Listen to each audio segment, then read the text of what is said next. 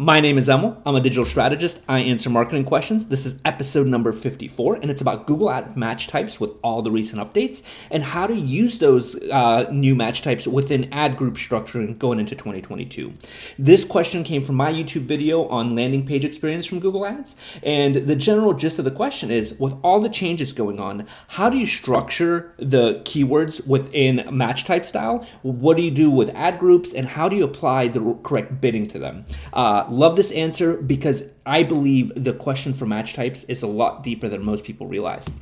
In this video, I'm going to cover my keyword match type approach for 2022. It's what I've been running since 2020, believe it or not. How I set up winning campaigns, whether it's service or e-com, and why I actually don't care what the cost per click is at the end of the day. But first, every Sunday, I send out one email that recaps all the marketing questions I answered that week.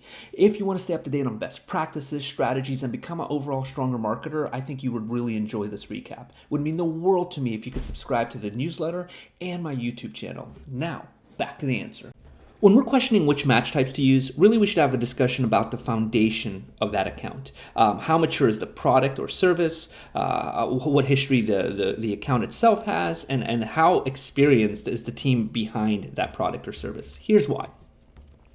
Google Signals is what will determine how Google uses your keyword within an auction type, right? So it's going to look at your keyword no matter what match type it is, and it's going to make determinations in real time in that auction on multitudes of factors, from the Google Signals that the user who's put that query in, all the way to how you process similar queries in the past and what you're geared to do expected in the future. So understanding Google Signals and having a good Google Signal foundation is absolutely critical in determining match type. So that the history of it matters. So how long you've been running an account, but also the quality of those Google Signals. And what I mean by that is, let's say you have a business that's either service or e-com.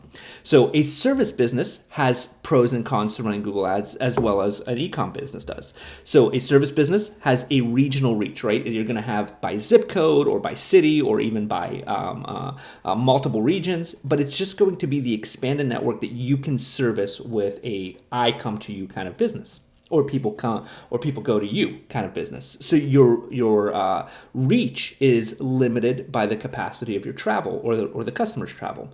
You can actually have a looser grasp on your keywords in there than you can on a product business, which is often national or international.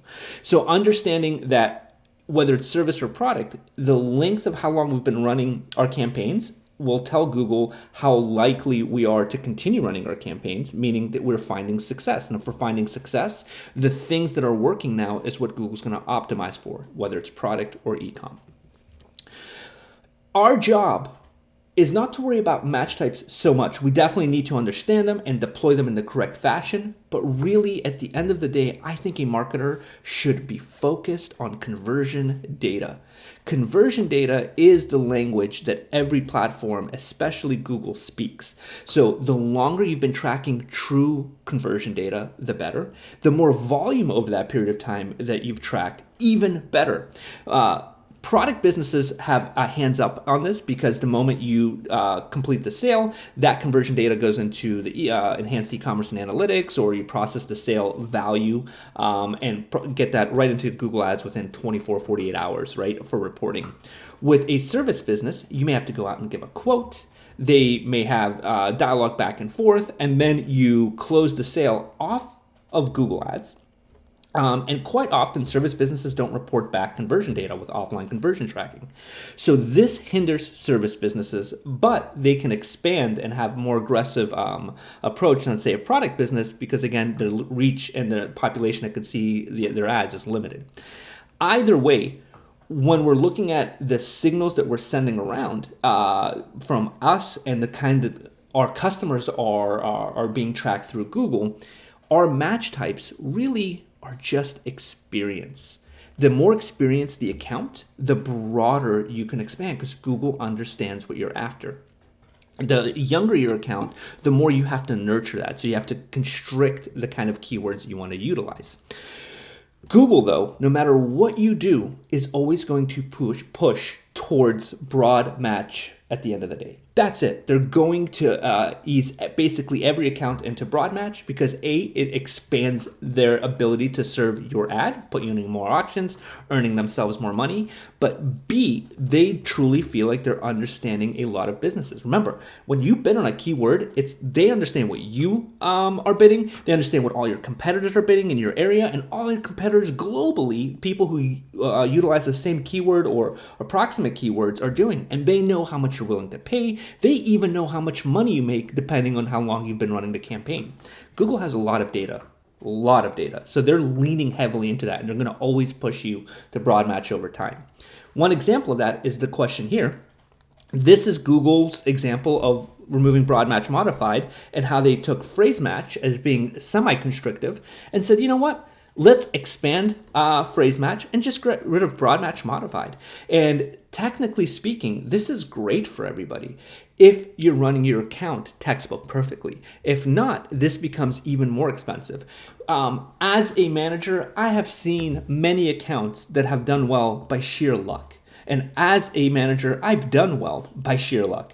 But there has been so many other times where you get your head bashed in because you've expanded the available reach through keywords that you really aren't available to support. You don't have the right landing pages. Google doesn't understand exactly what your business is, and you haven't reported enough conversion data to make it valuable. But when Google expanded this, a lot of businesses started to lose money, but the businesses who were set up correctly, really they saw a boon for business. And Google's going to optimize for the people who are following the rules and who are investing in their online presence, and they're not going to benefit people who are just willy-nilly running it. Great for people who understand the PPC world, terrible for small business owners. As a campaign structure, understanding that it's all around experience and all around Google signals, I'm going to assume that for this conversation, the account is relatively new, a year or less, and they're spending $3,000 or less a month. And they're going to come and they're going to say, here's what we've got. Here's the idea. We really need to make this work. Great. We don't have enough signals or enough conversion data to use Google's AI to lean into it heavily. So the first thing we're going to do is we're going to theme ad groups. And the idea behind the ad group theming is all I want to do is take a campaign and say it's bottom of funnel for iPhone 13 cases. And I'm going to have people who are looking for iPhone 13 cases general. That's one ad group. Then I'm going to have iPhone 13 cases red, iPhone 13 cases black, iPhone 13 cases rainbow. I'm going to be very specific in some ad groups.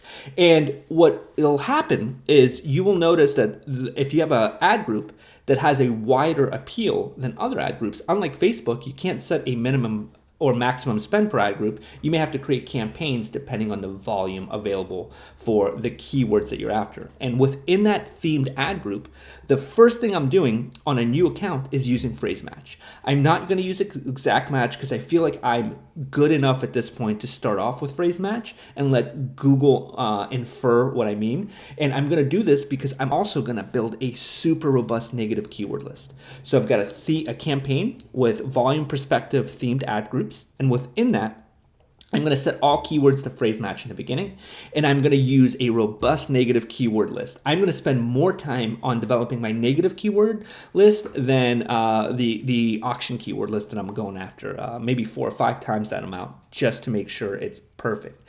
But I'm also going to dedicate about 15% of my overall budget to a dynamic search ad. So I'm going to give Google an index of my site, and I'm going to let them serve ads randomly to people to understand how Google first views my website, secondly, how they think I fit in the auction, and third, to glean insight into new negative keywords and new keywords I hadn't even thought about, and most likely my competitors aren't utilizing to the full extent either. And now that I've got that going, the next question is, well, what do we set for our CPC? I don't sweat CPC. Unless it's a super aggressive market like insurance or personal injury or something like that, CPC becomes almost irrelevant to me because I'm rushing 100% towards CPA or ROAS bidding. My CPC, this is just from old school running Google Ads.